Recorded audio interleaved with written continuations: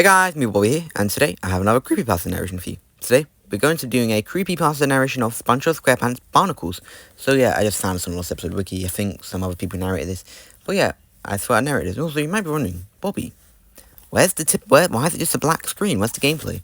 Well, I don't really know if I'm still going to use gameplay for my pasta narration. Okay, I still might, maybe sometimes, I don't know, but maybe for like the reviews.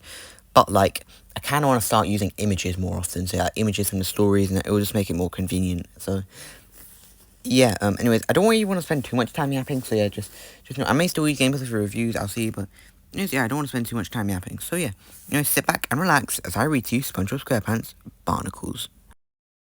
Steven Hillenburg, creator of SpongeBob, pitched the episode about acne to Nickelodeon, which they accept. A new employee who was just having his first few days there in the studio was picked to be the writer of the episode, and due to Nickelodeon's request, he agreed and began to write the episode anyway, mishearing the acne theme for the episode. This is what the script read. It follows. The episode would start with Squidward waking up in the morning, exhausted, knowing that he needs to do his job at the Krusty Krab, sets out for his bed, gets a shower before eating his breakfast and watching TV. He switched to a relaxing channel and settled himself while eating breakfast. This is until the channel was interrupted by a news report saying about citizens needing to stay home from their jobs due to claims of a virus spreading from a species of flowers that could grow barnacles from a fish's body. Not minding out the virus, but happy that he was put out from work for the time being, Squidward jumps in joy, knowing that he won't be forced to work with the annoying sponge. He then goes outside without knowing that he wasn't supposed to and picks a flower. That flower being identical to the flower displayed on the TV earlier on. SpongeBob peeks his head out from his window and notices Squidward and asks him why he is outside, but was told that he needs to it because he's having a break from his job. SpongeBob tells him that he needs to stay in because the news told them so, but Squidward denies. A back and forth then occurred before SpongeBob notices a barnacle growing on Squidward's head. He then screams in terror before peeking his head out. Confused and weirded out by how SpongeBob changed his mood towards him, he looks far off in the distance behind him and wonders why SpongeBob suddenly screamed at him before walking back to his house.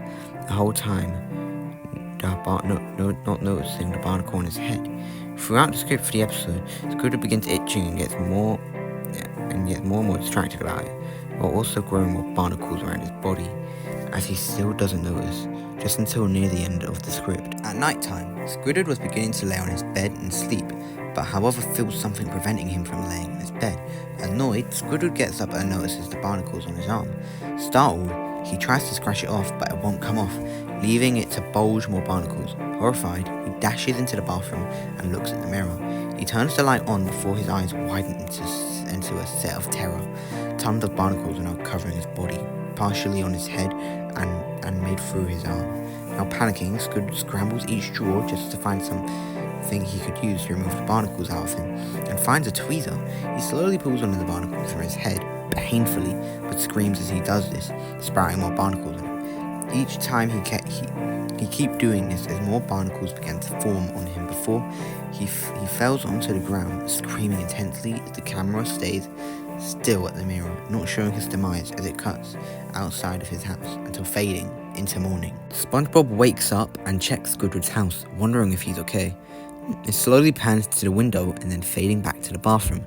Squidward is now coated entirely with barnacles, looking like an actual barnacle pit as a dramatic scare choir will play while it stayed at his corpse. With that, the script ended there. Nickelodeon, after reading the script, suddenly felt that this was disturbing for an episode and told the employee that it's meant to be about acne, not a spreading virus. They then scrapped the script and ended up making their idea for the episode. The employee was distraught about it and ended up not liking it, resulting on Nickelodeon to tell him to either accept it or leave immediately. The employee ended up choosing the second option and did so. Never been seen again after its events. Recent whereabouts of the script was either destroyed or it was kept in the vault for quite a long time. However, when asked if this is in the vault, Nickelodeon would always say that they never made the script and think that someone somehow managed to put it there in the first place. The person who made the script never resurfaced ever again. Thus, the mystery of the script continues through the deep depths of the internet to this day.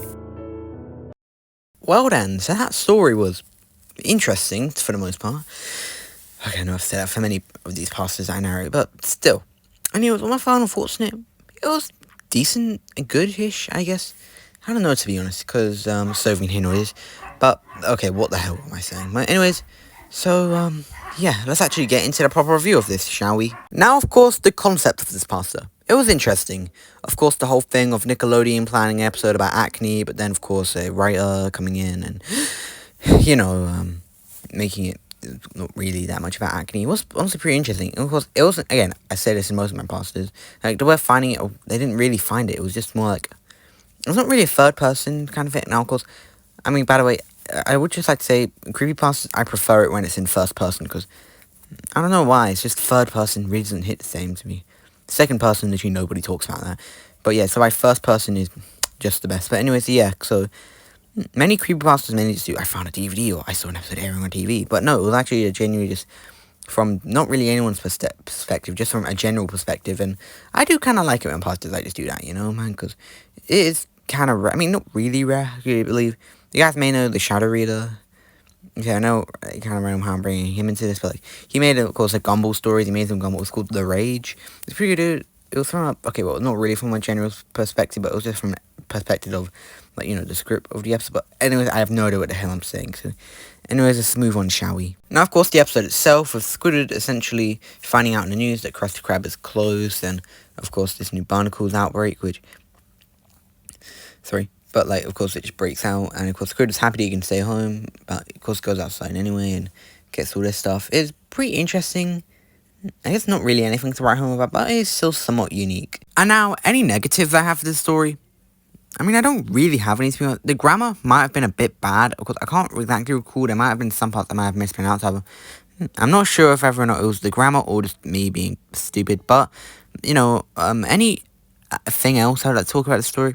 I mean, not really. It was a, honestly, somewhat decent creepypasta, if I'm being honest here. And, no, honestly, yeah. So, I honestly don't really have anything else to say about the story, so I might as well just get to my final thoughts. My final thoughts on the story. It was a pretty decent story, a good attempt at a story, but it was just not really the best, but it was still pretty decent. Overall, my final rating on the story would have to be I'm going to go with a 6.5 out of 10. It was decent, but some parts could have been improved slightly, but overall, it's not really that big of a deal. Anyways, yeah, thanks for watching. Like, subscribe, turn on the notification bell so you don't miss the next video. Comment, television if you made it this far. And I'll see you guys next time. Bye!